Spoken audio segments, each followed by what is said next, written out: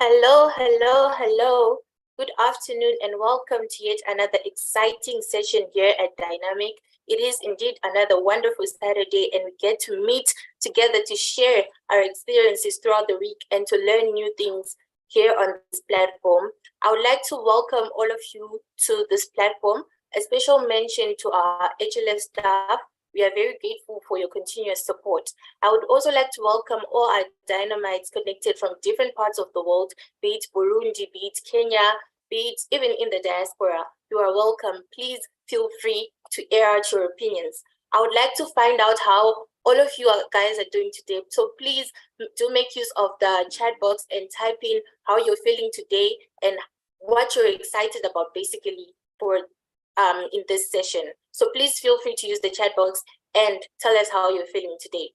So before we begin our session, I would just like to mention a few housekeeping rules. First of all, please make sure that you have a notebook and a pen for jotting down notes. Remember, leaders take notes always. I do have my pen and my notebook here, so please do make sure that you have yours as well. I would also like to remind you to keep your gadget on mute at all times unless you're asked to speak either of the facilitators. We do not want to see you guys, going off and leaving your gadgets on unmute or your videos on with no one to watch the session. Fourthly, feel free to use the chat box, like I've said, to type in anything that you may feel you need the platform to know. Type in how you're feeling, how you're doing today, and please type in whatever you may remember from the last session. And even as this session is going on, please feel free to type in your opinions, whatever you might want us to know. We have a team that will be going through the comments and your comments will be addressed accordingly. So first of all, let us start by committing this session to the Lord. I would like to call upon Gordoners to give us a word of prayer. Gordoners, are you there? Hi, Sarah. Hello, good afternoon. Good afternoon, how are you? I shall pray. Father, in the mighty name of God, in the mighty name of Jesus Christ, I come before your throne of grace, O Lord, as I communicate and I dedicate this session into your hands. Oh Lord God, I pray, Father, be with us, open up our minds, open up our hearts, and open up our ears so that we can hear what you have in store for us. Oh Lord, and let us, Father, have the power, Father, and the capacity to instill whatever we are going to learn today in our daily lives. Oh Lord, in the mighty name of Jesus Christ, I pray, Father God, let not this be only for the day to pass, oh Lord, but let us be able to put all this that we are learning each and every day into practice, oh Lord, in the mighty name of Jesus Christ. I pray, Father, as we, Father, embrace the technology and every technological advancement, oh Lord, I pray, Father, that you guide us, oh Lord, in the mighty name of Jesus Christ, and also the facilitators, oh Lord, I put them in your hands, oh Lord, in the mighty name of Jesus Christ, not forgetting, Father, the HLF staff, oh Lord, that put up every that makes sure that every Saturday we have a session like this, oh Lord. I pray, Father, for your guidance and your prosperity in their daily lives. I pray, oh Lord, in the mighty name of Jesus Christ. Amen. Thank you. Over to you. Amen and amen. Thank you so much, God knows, for that wonderful word of prayer. So today, our session is going to be very exciting. We have someone very, very important among us. Some, using the modern term, may call her tech savvy, if you know what that means. So we have Ms. Dananai Bonda. She is a data scientist with expertise in extracting insights from databases to solve real-world problems. She has a strong background in statistics and a record of delivering data-driven solutions that drive businesses, growth, optimizing operations. She participates in hackathons that help build her profile. She is a member of the Data Science Zimbabwe community, a community that brings together people interested in data science, machine learning, AI, and other computational technologies to keep up with global advances in technology. Ms. Dananai aspires to provide data-driven and evidence-based insights and recommendations backed by rigorous analysis to address social and economic challenges, as well as sharing knowledge and experiences for development of the data science community. Ms. Dananai is very proficient in data analysis and visualization. She analyzes data using techniques and tools such as Python, Power BI, SQL, as well as creating visualizations to effectively communicate findings to non-tech stakeholders. Ms. Dananai also has great predictive analytics. She makes use of statistical modeling and machine learning techniques to develop predictive models that help forecast trends and other key factors that impact business strategies. She has various experiences, one being she's the revenue supervisor at Zimra Fiscalization Section. She specializes in monitoring of fiscal devices that are used to record VAT taxable transactions. She makes use of data generated from fiscal services to determine taxpayer behavior, analyze trends, and develop revenue enhancement strategies. She is very tech savvy, as I have said, and I shall let you get to know more about her as she's going to take us through this wonderful session. Over to you, Ms. Dananai. Thank you, Sarah. Maybe let me share my screen.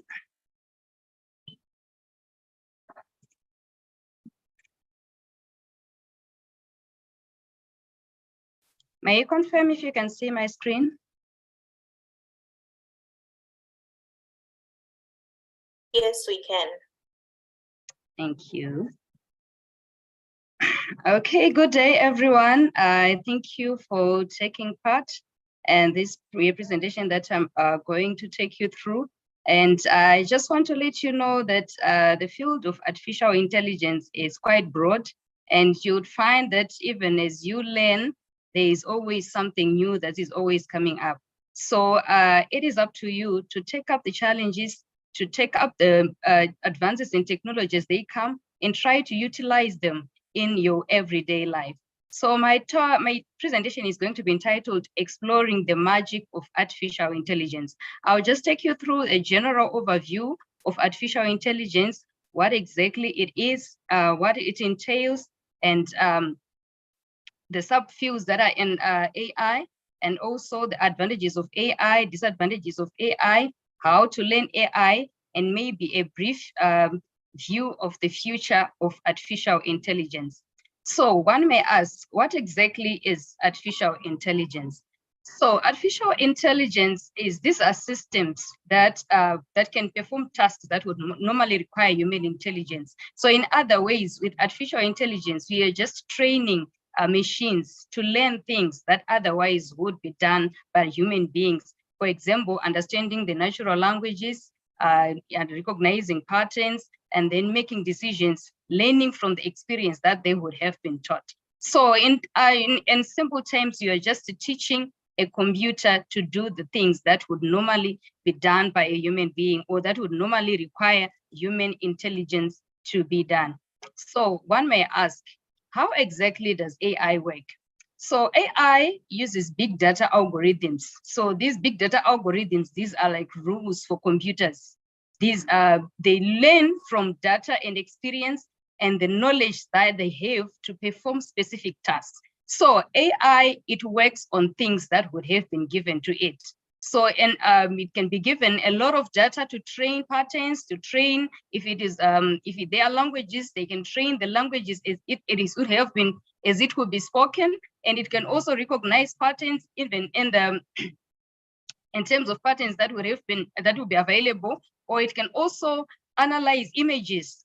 Then as the more it learns, the more it becomes better. So what determines how an AI system is better or not, it's about what you enter, what you do, what you give it, how you train it will determine the results that you will get on it. So artificial intelligence, we can just say, as you can see from the picture that I've just shown, it's like you are teaching it to mimic what exactly it is that a human being would rather do, whether it's vision, whether it's natural language, or whether it's robotics and many other fields that I might not have mentioned here. So we think of AI is like teaching a pet new tricks, but you're just doing it with computers.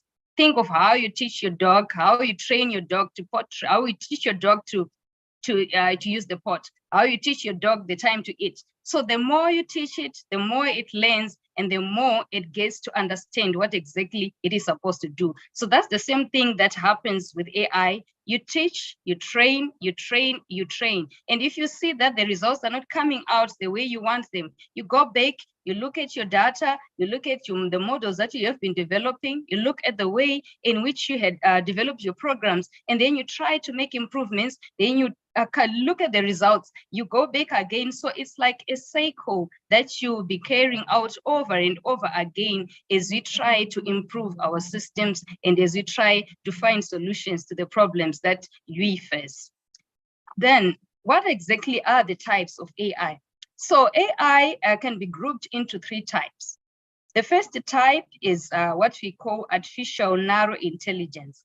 So artificial narrow intelligence, it is designed to perform a specific task or a single task. For example, things like voice recognition, for example, things like image recognition or recommendations or streaming services. If for people with iPhones, you can check how you use Siri, that's an narrow intelligence. It recognizes a voice and then it performs an action. Look at things like when you open your Facebook, you can get some recommendations over the things that you look at, or even the things that you watch on YouTube. You get to see the recommendations that come out. It's about, that is artificial narrow intelligence. It has been trained to look at the things that you would have been watching or the things that would have been happening so that it can decide what to tell you to do to do next. So that's about artificial narrow intelligence. So at the moment, artificial narrow intelligence is what is common, and more AI is developing, and you will see that even as we go, there are a lot of things that will be coming out in the field of artificial intelligence. Then the second type is artificial general intelligence. So artificial general intelligence, it possesses the ability to understand, to learn, and apply knowledge across a wide range of tasks. So in other ways, artificial general intelligence, it has the ability of performing the things just as the human mind does. So at the moment, ChatGPT and these large language models have tried to do that, but they haven't yet reached, it's still a theoretical concept. They haven't yet reached the peak of doing exactly what the human mind does. But that's exactly the idea of artificial general intelligence, to perform tasks that would generally be done by a human being. And then we go to artificial super intelligence. So this is type of intelligence that surpasses human intelligence in virtually every aspect. You can imagine a system that can do more than what a human can do. They can surpass what the tasks that human beings can do. So in other ways, we are saying with super intelligence will be more, and it is actually do more than what a human beings can do. So at the moment, as you can see on the diagram, we currently have the artificial narrow intelligence, which is currently common, and the artificial intelligence that is available. And then in the future, we are expecting a human general AI, which can do what humans can do, and super AI, which is actually smarter than human beings. Then we move on to types, or rather AI subfields. So AI is a broad field, like I said in the beginning, and AI can be grouped into machine learning and deep learning. So machine learning is a subset of AI, and it focuses on enabling machines to learn from data without explicitly being programmed. So it involves algorithms that allow systems to improve their performance on a specific task through experience and data analysis. So you feed it with data, you feed a model with data, you train it with data, and then you test it to see whether it's actually doing the things that you're expecting it to do. So these whole systems, they all operate properly or better as you train them, also depending on the instructions that you have given them, so them to come up with the solutions that you will be requiring. Then we move on to deep learning.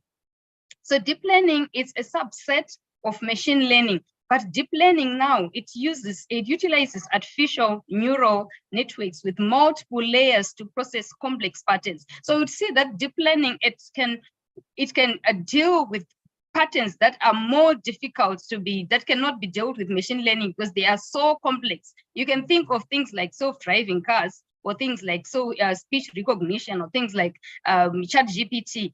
That needs a lot of there are a lot of patterns that are involved in those models that needs to be tackled. So you'd find that deep learning, it performs processes that involve complex patterns, which is what machine learning cannot do. But all these fields, you look at artificial intelligence, machine learning, deep learning, they are all fields under a multidisciplinary approach that I can term data science, which seeks to attract value from data, to obtain insights from data. So in other ways, what we are just saying is we are trying to obtain meaningful insights from the data that we obtain, and then we provide solutions that can help us in our everyday life. So someone might ask, how exactly is AI being used in the current environment that we are living in? AI is now like occupying everything, or like occupying the bulk of the things that we do in life. Think of self-driving cars, a car that can move on its own without a human being. That is all AI. Look at security, those things about CCTV, ensuring it operates on its own without human intervention. That is AI. Look at healthcare. Now there are some pharmacies that can operate without human intervention. A robot would just be going, collecting the medication that is required. It's all information that has been programmed, and it is trained from what it has been taught, and it performs exactly what it would have been told to do. Think of media recommendations. If now people can develop music using AI. They can just tell them the AI what exactly it is that they want to produce, and it comes up with their requests. They can fine tune it to their liking, but all that is AI. Look at spam filters. You can just go to your email, you just check it. When email comes, it's the AI which determines these messages go to spam and these messages can remain in the inbox. It determines on its own, working on the information that it would have been tested on in the instructions that it would have been given. Then look at things like online banking. How do you just go to an online banking platform, you just perform your transactions, send your money, you can buy your electricity, you can pay your school fees, all that at just one point on your machine. That is all AI. Think of smart assistants like chatbots.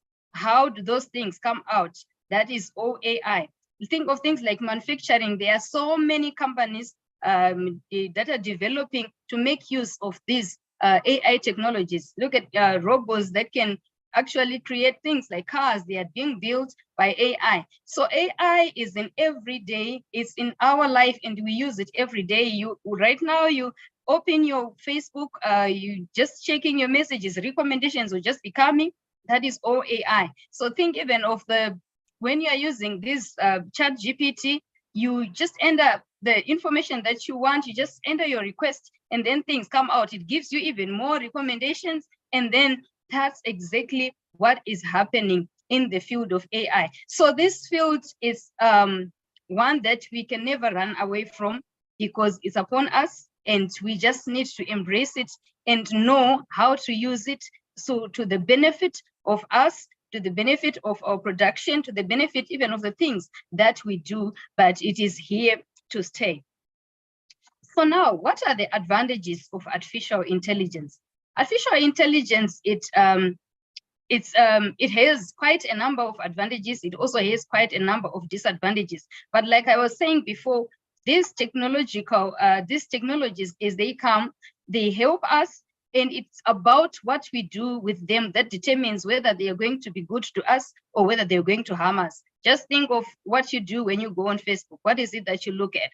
What you look at will determine whether it's going to assist you, whether it's going to be of benefit to you, or whether it's going to be of harm to you. The very same thing happens even when you visit Google, when you visit ChatGPT, when you visit YouTube. What is it that you are going to watch will determine what will happen and whether what you will do will benefit you or not. So now I'm moving on to the advantages of artificial intelligence. So advantages of artificial intelligence. First of all, it reduces human errors. Imagine what will happen when a person has to do a same repetitive job over and over again. People get tired, people get bored. And because of that, they are bound to get errors. People get tired, and in times when you're tired, there are things that even when you are very good at, you can't do them the same way that you would have done them if you were not tired. So AI will help in ensuring that errors are reduced as far as operations are being done. The second disadvantage is also of limited risk. If you look at AI, you will see that since it has been trained to perform a particular task, then that means that risks are also reduced. These machines have been trained based on the information that has been given to them. And because of that, they can replace what human beings would have done, and it reduces risk. It also complements the first advantage that I've said about human beings being tired. If a person is tired, then there are chances that the work that they will do, it can actually not come out the way it would have been done when they were when they were not tired. So AI comes with reducing the risks, reducing also challenges that come up with human errors. Then also the third advantage is about availability. So AI is, you can say that AI can be, with this, the use of these models, you can see that you do not need to be available all the time. You can leave a machine running even overnight. You can leave a machine running even when you are not there. You can leave a machine running doing the tasks that would otherwise be done by a human being. So AI helps us in ensuring that work is not disrupted by unavailability of human beings if the job had to be done by human beings. Then we also look at assistance. AI makes jobs easier for human beings, because when you look at AI, things like when you don't know how to speak, imagine you're trying to do a presentation to people who speak Chinese and you don't know how to speak Chinese. AI will be there to help you. It can work on your behalf and assist you in doing tasks that you otherwise may not be able to do on your own.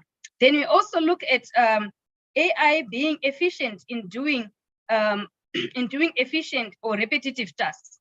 Just imagine how it is going to be for a human being to do the same thing over and over and over again. It becomes so boring, it becomes so monotonous, and it no longer gives you any satisfaction because it's the same job that you'll be doing over and over again. But with AI, it can do the same task over and over again because it has been trained to do it, which makes it easier even for human beings since they do not have to do the tasks by themselves. AI is also useful in our daily household tasks. It's also good in a better data analysis. You can imagine how it is for a human being to analyze a lot of data on their own. They cannot do it if the data becomes big, if it becomes a lot, it becomes difficult. But with AI, these things can be done quickly. These things can be done more efficiently than what a human being can do. Then we look at medical applications. Like I have told you before, things like AI can work in pharmacies and using in even dispensing medicines. It can also work even in determining what exactly a person is probably suffering from. You can imagine for cancer patients, just looking at the history, and AI can determine the level at which the disease would have grown and determine a possible medication that would be required for a person that would be suffering from a disease. So you'd say that AI works a lot in doing these medical applications, or even making it even easier for a person, even when there is no doctor or a medical person around. They can just use an AI to put in their symptoms, then it can determine what medication they will probably need, and they can just go to the pharmacy and get the attention that they require without having to the need for a human being to be available. Then we can also talk of social issues, things like I was saying, making use of AI and things like Facebook, things like Instagram. It's all AI, which makes it easier even for people to connect. People can talk from different geographical areas, all through AI. Better security, like I also told you before about the use of CCTV cameras and things like that. It ensures that there is better security than what would be done by human beings. So AI, it helps us to ensure also that we do not have to be available all the time to make sure that everything is secure as we would want to. Then we also talk of easy deployment. AI is easy to deploy because it can actually be developed within a few minutes. You can develop whatever it is that you want to develop, or an application that you want to develop to do a specific task, then you can easily deploy it, which is different from, imagine if you would want to send someone to do a particular task, maybe 300 kilometers away. If a machine can just do that in a remote area, it becomes easier and efficient, making sure that tasks are completed quicker than otherwise. Then also AI can solve complex problems with quantum computing. You can imagine, as data grows, as things become more and more complex, human beings cannot cope. So they will need assistance, and AI comes in to the rescue. So you can see from these advantages that AI has a lot of advantage that are good even for us, even as we do our day-to-day duties, whether it's at work, whether it's at home, whether it's at school. It becomes easier to perform tasks with AI. Now we move on to the disadvantages of AI. So as much as we have so many advantages of AI, there are also disadvantages that come with the use of AI. Imagine the cost of developing an AI software. I was laughing this other day when I realized that developing Siri costed Apple $200 million United States dollars. And I was thinking, in the case of us and how things are, where will we get the money to develop such systems? So I would say that with these high costs, some of these complex systems become very difficult to develop because we cannot pay for them. Then also we think about big tech monopoly. So if you look at it, you see that the bulk of these biggest AI models are being done by the big companies. And these companies, they have the capabilities of monopolizing AI. Imagine right now, if WhatsApp just decides, I'm no longer operating, how many people are going to lose a lot of information, a lot of things, and it's going to affect everyone, almost everyone. Why? Because these big tech companies, they can decide to just stop, they can decide to do anything, and we do not have any control over them. Why? Because they are the monopolies in the field. Then also we talk of lack of creativity. AI only works with the information that it would have been given. So they have a limit. Imagine how it is when you probably sick and you are trying to tell it probably that, no, I have this other symptom, or you're trying to ensure that maybe it listens or feels your emotions. It cannot feel that because it can only work on the instructions that it will have been given. So it lacks creativity because it only works over the things that it would have been given to it. Then you also talk of unemployment risks. With the coming of AI, of course, is going to substitute a lot of jobs, because the bulk of the work that would have been done probably by quite a lot of people would probably be done by just a machine. And that poses a risk of unemployment, which causes a problem even to the livelihoods of people. Because now you think of it and say, what then will be done to the people who will be unemployed? What will happen to them if things cannot be done by machines? So it's a risk that being posed by AI. Then we also talk of the lack of emotions, like I was saying, on a lack of creativity. What is it? Can it understand my emotions? It can't. Why? Because it only works on the information that would have been fed into it. It doesn't understand my emotions. Even if I'm trying to express them in any particular way, it cannot realize how exactly it is that I will be feeling. Then we also talk of lack of liability. Imagine if a robot probably doesn't perform a job, or it hits a person by mistake, or it kills a person by mistake. Who then will be liable? Because these things, they can be developed by completely different developers who come up with one particular system. So if it doesn't perform as it would have been supposed to perform, who will take the blame? So it poses issues with liability, and no one will be liable, and it becomes actually difficult to know who is going to be sued if there's a problem, who is going to be accountable if there's a challenge. So that is one disadvantage of AI. Then we look at environmental impacts. The coming of AI also means the use of these machines emits some substances into the environment that are harmful to the environment. And this will affect us. It will affect the environment, which poses problems even for everyone as we grow and as AI grows. Then we also talk of privacy infringement. Imagine right now, information that you put on your machine, whether it's on Facebook, whether it's on Instagram, whether it's on with any platform that you put it, it can now be easily accessed by who knows, because these systems, we are not the ones who would have developed them. We would have developed them.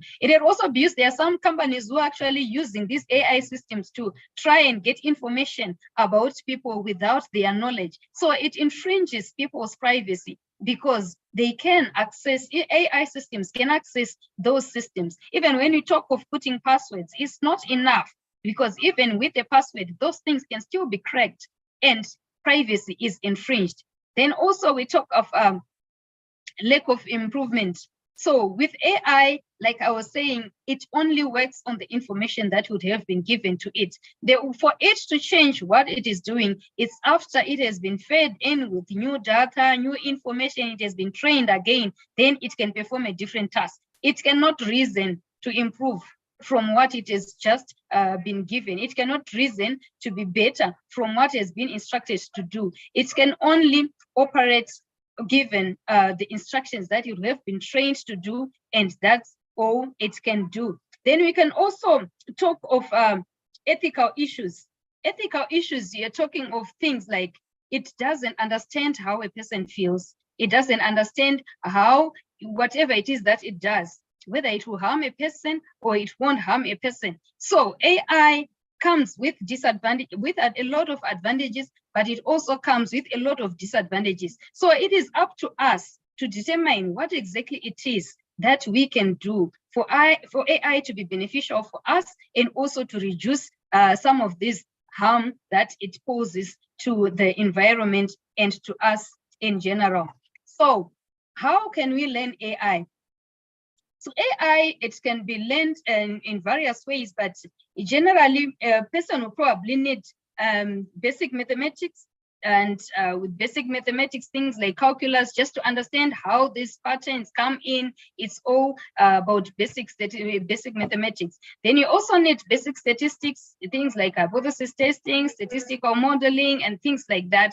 It's just for you to guess the basics or the hands-on on what exactly it is that the machine will be doing in the background. Then you also need to understand some programming, because you need to give these machines instructions, and these instructions are given through programming. So you need to understand what it is that you tell it so that it can perform the task that you want it to perform. So without knowing what you want the machine to do, it can only operate on what you would have given it. So you need to understand what you are feeding into the machine so that it produces what you want it to produce. And the last thing is for you to be willing to learn. AI or this technology advancements need a lot of willingness to learn and making sure that you're up to date with changes that will be happening in the environment. You're up to date with the dynamics in the technological world, so that you are up to date. Technology changes every day, so you need to align yourself. You need to align yourself with the changes as they happen, and also align your learning path with your career goals. Like I said before, AI is a broad field, and you can't learn everything. You can't know everything. You can just decide on an area that you want to concentrate on, and then you ensure that you learn that area, grow in that area, and be the best in what you will be doing, so that you can also be a better person and produce better results, produce better solutions to problems that you face in real life. Then other tips that also I can give you for AI is you choose your focus. Like I said, on the skills required, determine which area do you want to focus on in AI. And then when you decide on the area that you want to focus on, you start learning. There is no other way that you can move and develop yourself in AI without learning. You should learn and learn and learn, develop yourself, see what exactly is happening, see the new things that are happening in the tech field. These are the things that you need so that you can get your hands on new technologies, get your hands on developing yourself and making solutions to challenges that will be faced.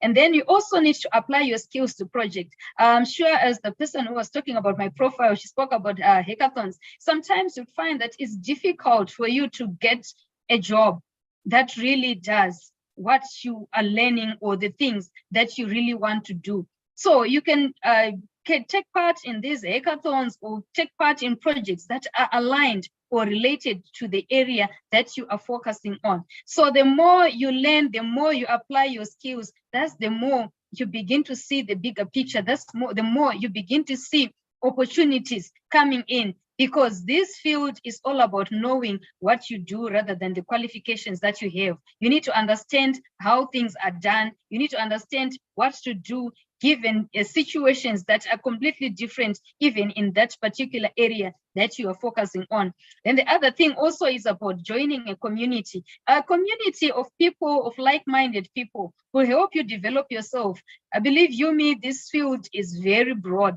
And if you don't collaborate with others, you might find yourself being behind all the time. As things change, you need to collaborate with others, even in carrying out these hackathons, carrying out these projects. You need to be with others, try to work on solutions together, applying the minds that you have, applying the skills that you have, because it's difficult for you to learn everything on your own, even though it is in one particular area of focus. It's difficult. You just need to work together. I've also realized that at times, the more you try working on your own, you'll be limiting yourself to the things that you can actually get, the things that you can actually learn, the things that you can actually develop in any particular area. So if you work together, join a community, things like the Data Science Zimbabwe here in our country, they help you collaborate with other people who are like-minded, even getting to understand the things that will be happening, inventions that will be happening, advances in technology that will be happening. The more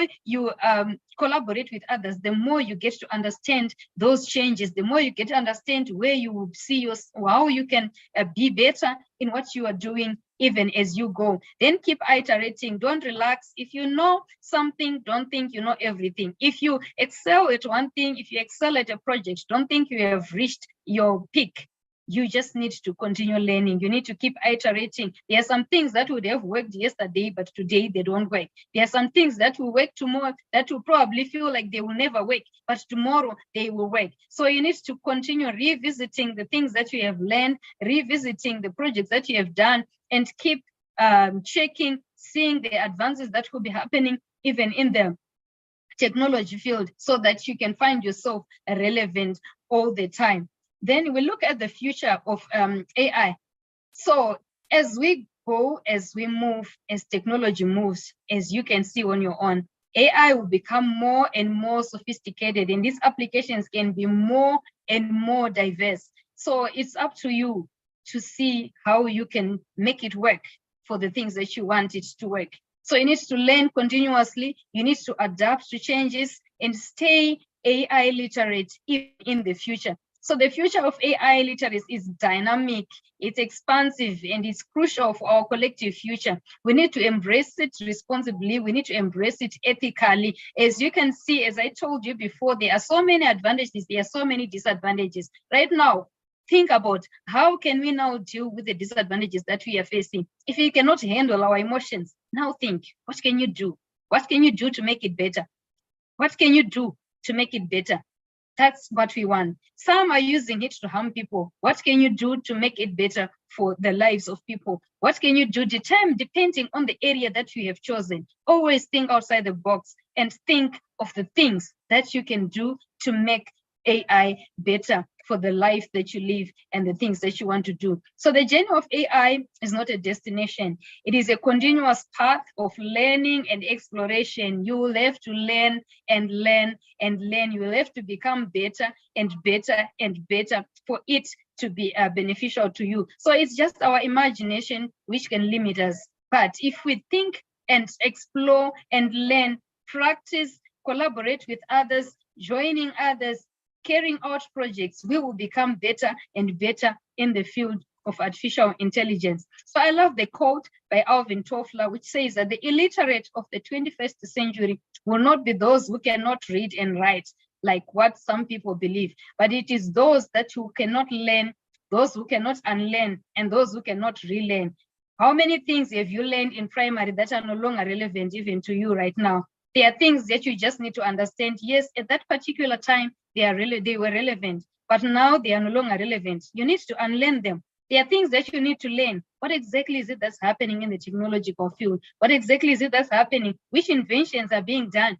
Things that you are used to search on Google, can they just use ChatGPT? You need to learn, you need to unlearn. And there are things that probably failed to work at some point, but now because of some new developments, those things can now work. You need to relearn. So it's a field where you just need to learn, to unlearn and relearn so that you can develop yourself and provide better solutions in the field of artificial intelligence. So I want to thank you. This is what I have prepared for you today. It was just a general overview of artificial intelligence and a few information that will help you just to kickstart the journey of artificial intelligence and be a better person, develop better solutions, and also be a better person in the world that we are living in. Thank you. So now I am giving the MC to take us through the next session, which is a question and answer session. I thank you. Oh, that is great. Thank you so much, Miss Dananai. Thank you so much. This was so great and eye-opening. Oh, by the way, my name is Praise Shito, and unfortunately, Sarah is dropped due to network challenges. So here we have a question, and it says that the question says that if AI only works with instructions given, how will the concept of super intelligent work? Sorry, can you come again? All right. It says that if AI only works with instructions given, how will the concept of super intelligence work? Okay, now that's why I was saying this is the future of AI. It's still being developed. Just like before, who thought I could just ask ChatGPT a question and give me an answer? That's for you to go and develop. That's for you to go and crack. They believe it's possible. They believe there are some people who are actually working on it. How they are going to do it is what we are saying. You need to develop yourself. You need to go and crack it and see how you can actually make it super intelligence to do better than what humans can do. So it's not anything that I can say right now off head, go and do this and this and that. But just like AI wasn't, just like ChatGPT wasn't there before, now is there. That's exactly how these systems come to be developed. Oh, thank you so much. Thank you so much. There's another question here, and it says that can you please describe what happens during a hackathon? Okay, with hackathons, there are so many ways in which they are done, but generally the idea is about you are given a real life situation, right? Given a real life situation, you are given all the data that is required, probably the data that is available. Then you are asked to probably provide a situation to that real life problem. So it is up to you now to determine with the problem that you would have been given, the data that you would have been given, and the solution, what it is that they want to determine what exactly is it that I'm going to do? Am I going to do regression analysis? Am I going to do do machine learning? Am I going to develop a model? And then after that, you provide them with the solution in a way that they want it. And then they give you, they mark depending on what exactly the criteria that they'll be doing. And then the person with the better solution gets to win the competition. So that's generally how they do. So there are so many sites that do hackathons. It's like Anakakao. You can do that. Even some people can actually organize in our community. They just come in at times and they say, oh, okay, Nyarazo is planning a hacker. They have this particular solution that they want. This is the data that they have. And then whoever wants to participate, they can participate. And then you move on like that. That's how they are done. Oh, wow, this is amazing. This is amazing. And there's another question here. It says, can AI work in the field of agriculture? If so, how? Should I repeat the question? No, I got that correctly. Yes, AI can work in the field of agriculture. There are some who actually use it to determine given the soil texture, and they can use this or humid conditions. They can look at things like fertility, how fertile the soil is. That will help even a farmer before deciding to go and plant something. They can just go punch in whatever information that is there that is required, probably like I was saying, things like the humid conditions, things like the soil texture, to determine which plant can we put here. Can we put maize? Can we put sunflower? AI can do that for them, making it easier for them to work with, to grow crops that will likely yield them results, that will likely yield them yield them something better rather than just planting blindly. So there are so many ways in which it can be used in agriculture. I've just given you one example, but it can work in so many ways. All right, thank you so much. Somebody else is asking that, is it possible to teach machines ethics, empathy, or compassion? Okay, at the moment, as I was saying in the presentation, these machines cannot have emotions. They can't be ethical. But now, our imagination is the limit. So you go and research and see if there is any way in which you can teach it that. So at the moment, these machines cannot do it, but we don't know for sure if it can't be done. Okay, I'm pretty sure we are learning. This is really great.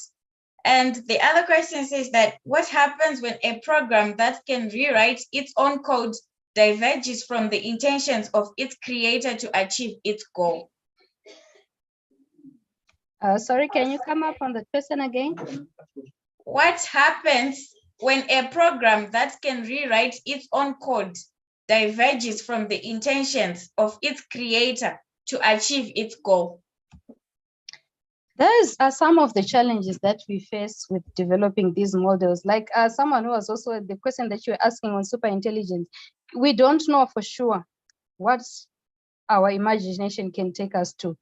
I can't really say I know the proper answer to that, but I'm just saying I'm also afraid that can be possible.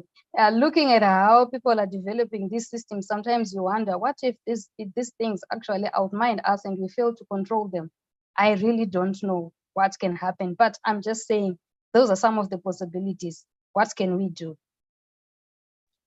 Okay, so we have someone with their hand up. Owen Chamukuza, please, you can unmute and ask your question.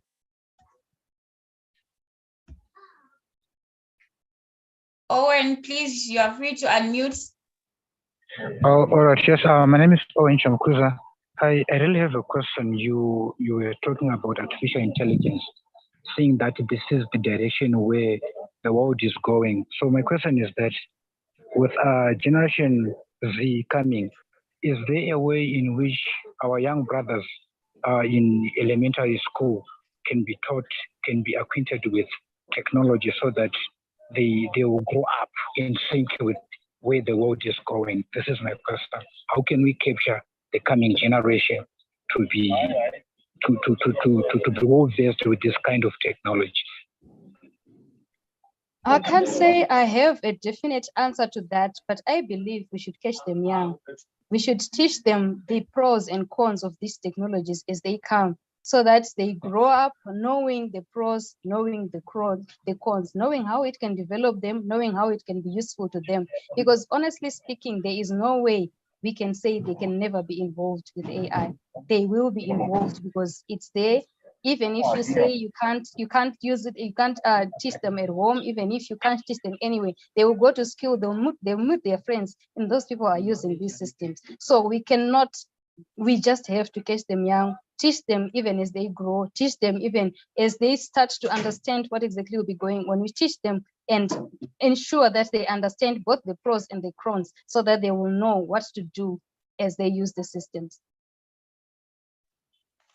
Okay, so the other question here is saying that how can we coexist with machines that inherently lack human values?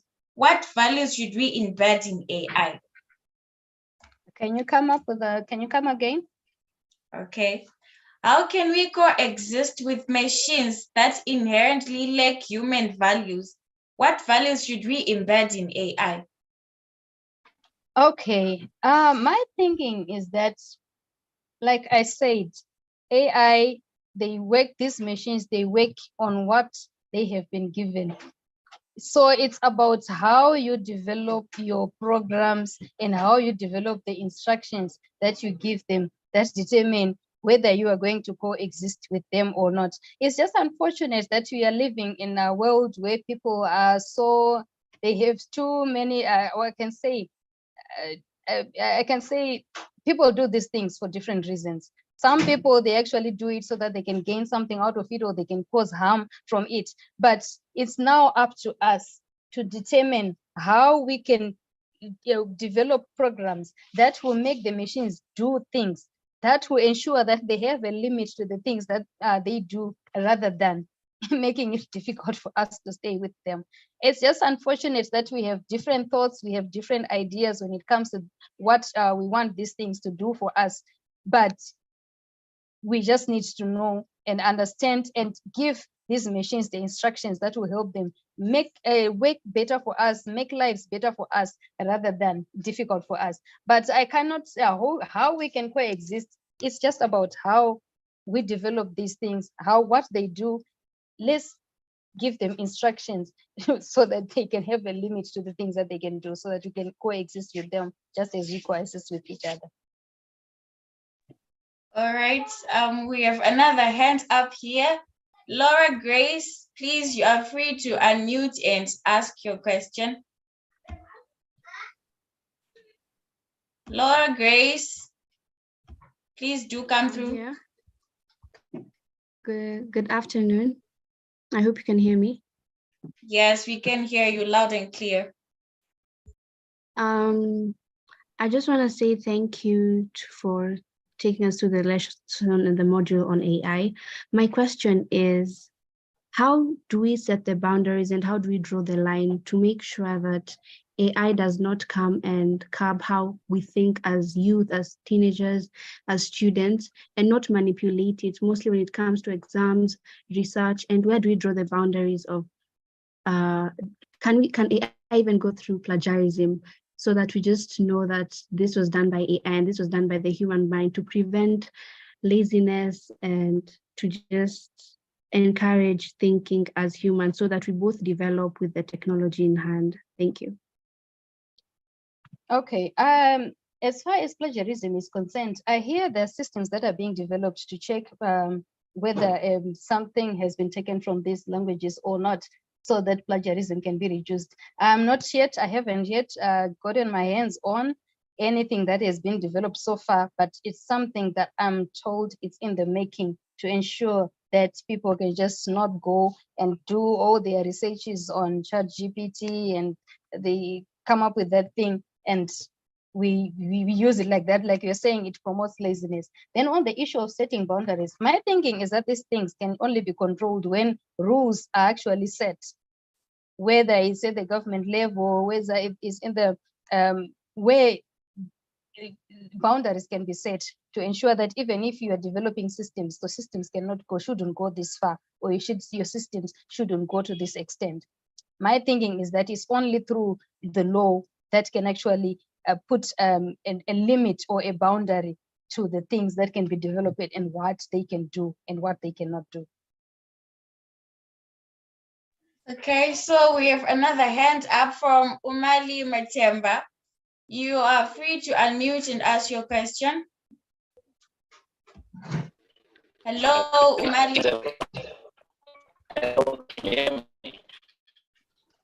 Yes, we can hear you. All right. My question is that can we not find a way in which we can AI do our jobs? Like we know that the most concern for many people is job loss. So in my crazy thinking, I was thinking that can we at least let the AI do our jobs for us, and maybe we can find other forms of providing for our needs that is not maybe jobs. So I think maybe is it possible for us to have other things that we can do while the AI is doing its own thing, and we do other things. We focus on other things while this AI does this to us. For instance, it's like AI is offering us a job. We're working and it's like, can I just do that? Yeah, sure, we can do that. And then we just rest or maybe do something else. Thank you.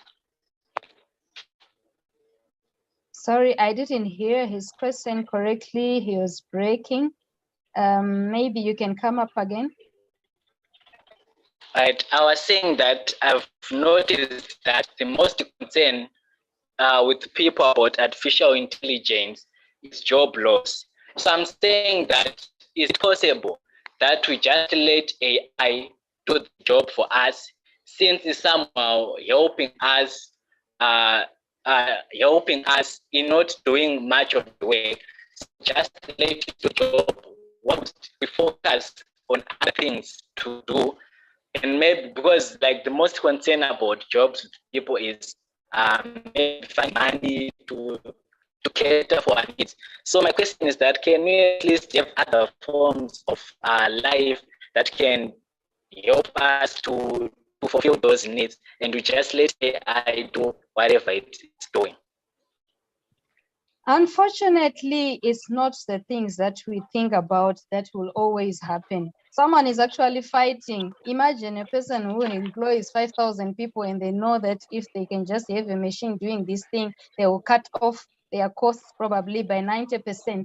They would rather just go for the machine. So it's not really something that we can say, can't we do this, can't we do that? But it's about embracing the things that are there and see how we can fit in and be valuable even in the dynamic changes as they happen. So we can't really say, what if we can do this? What if you can do this? What if you can embrace the technology as it comes? Make yourself valuable, learn what is happening, learn how you can wage yourself on that technology and become a better person and become also valuable even in the field of intelligence, rather than thinking of ways in which you can say, because honestly, this is something that we cannot avoid it. We can't avoid it. It's just that probably, well, we would just maybe fail to get them because of finances or what. But you find that most companies are actually fighting to ensure that they get rid of people and have machines do that, so that they can cut their costs and improve efficiency and move on just like that. Thank you, ma'am, for answering that question for us. We have Victor Sibanda from NAST. Please go ahead and ask your question. Hello, thank you for the opportunity. So my question is, kind of based on what the last person's question is based on. So basically looking at history, you find that when automation came into industry, there was a bit of an unroll, right? Right now we're looking at AI, which is kind of an advanced form of of automation. So looking at the social structure, we find that with AI, it is now able to do jobs of almost, okay, this is just a rough estimate, but let's just say 40%, right? Of which we're looking at assistants, we're looking at even engineers. AI can even do jobs of engineers at our age. So I'm looking at, my question is based on what guidelines or what regulations are being placed to make sure that the social structure, which is actually holding society together, what guidelines or regulations are being placed to make sure that that doesn't fall apart? Okay, on this one, I am not yet sure about the guidelines that are available, but I know there's some legislation that is there. I will go and search on it, and then if I get anything, I will send it to your leaders so that you can see exactly. Now I've understood that you are coming from different countries, but I will just go and check. But there is some legislation that tries, but it's not comprehensive enough. I will have to go and research, then I will send the information once I get it. Thank you so much. We have another question here, and which is going to be our last question for the day. It says that the Snapchat AI posted its own story 2 days ago and stopped responding. Obviously, this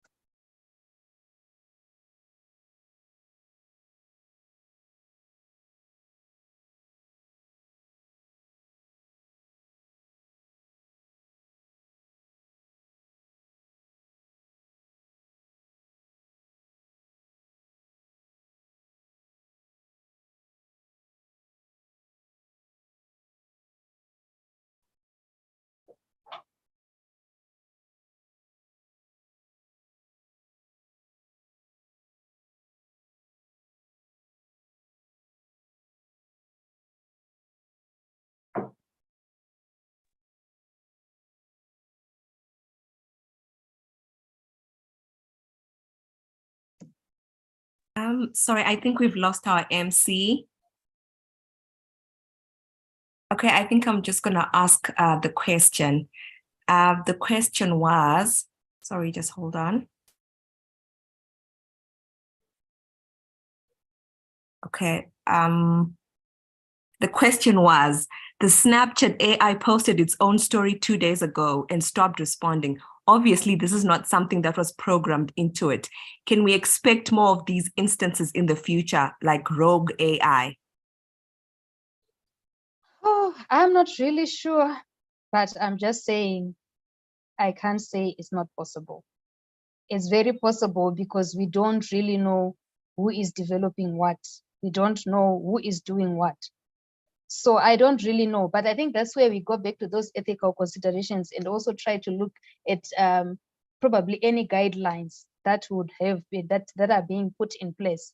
I think those are the ones that can assist us, because as far as developing these systems, I'm sure they can still be developed. They can even be developed a worse system than that. So I'm not really sure, but I think that's where we have to go back to the guidelines and see if it is actually allowed or not.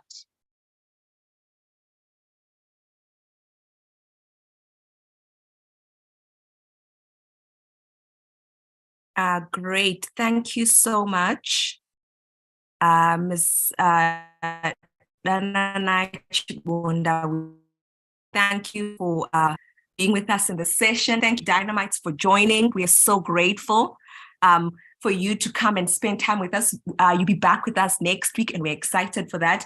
Thank you, everybody, for joining this session. Thank you, Dynamites. Please be sure to join the Global into this platform. Please be sure to join us again next week. Goodbye.